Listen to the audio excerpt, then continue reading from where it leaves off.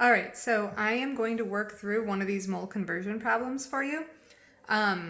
This is similar to the problem that you did last night.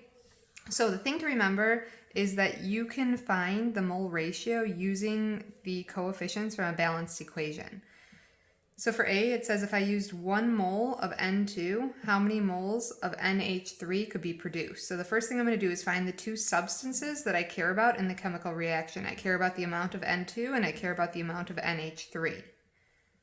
So I can see that these are related in a 1:2 ratio. So I am going to write that down up here. For every 1 mole of N2, I know that that is going to produce 2 moles of NH3. So now it's telling me that I'm starting with 1 mole of NH2. This problem is pretty straightforward. I'm sorry, 1 mole of N2. I'm going to start with 1 mole of N2, and I need to make sure I'm using dimensional analysis. I realize that most of you can do this in your head, but the dimensional analysis is going to be an important way to show your work. So for every 1 mole of N2, I know I produce 2 moles of NH3. In this equation, those are equivalent to one another. That means that one can go on the top and one can go on the bottom. I'm going to choose to put 1 mole of N2 on the bottom and 2 moles of NH3 on the top, and that allows my units to cancel out. Multiply across the top, 1 times 2 is 2. Multiply across the bottom, I get a 1. My final answer is going to be 2, and the only unit that didn't cancel out is moles of NH3. All right, that one started with 1 mole. The next one is starting with 10 moles of NH3. This time I want to know how much N2 I can produce. Once again, the two substances that I care about are the N2 and the NH3, and I know that those are related in a 1:2 ratio. So I'm going to start the problem with the number that's given, 10 moles of NH3, and then I need to use my mole ratio. I know they're related in a 1:2 ratio. This time I'm going to put 2 moles of NH3 on the bottom. That will allow my units to cancel out. For every 2 moles of NH3, I'm going to produce 1 mole, or I'm going to consume 1 mole of N2. My units cancel out, and that's going to give me 10 when I multiply across the top, 2 when I multiply across the bottom. It's going to give me 5, and the unit on that is moles of N2. Again, don't lose track of what the numbers are telling you. So what this is saying is if I ran this reaction and I got 10 moles of NH3 out of the reaction, I must have started with 5 moles of N2. So again, we're just calculating the amounts within the chemical reaction.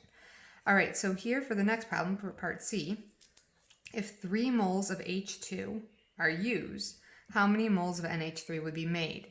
This time, I'm worried about the H2 and the NH3. These are related in a 3:2 ratio. So for every 3 moles of H2, I know that I'm going to produce 2 moles of NH3. My mole ratio is a 3:2. When I start any problem, I'm going to begin with the number that I have. So here I have 3 moles of H2. And then I need to put one of these on the top and one on the bottom. I'm going to make sure that my units match. So for every 3 moles of H2, I'm going to get 2 moles of NH3. My units cancel out. The only unit remaining is the moles of NH3. That's what the problem asked for. I know I'm done.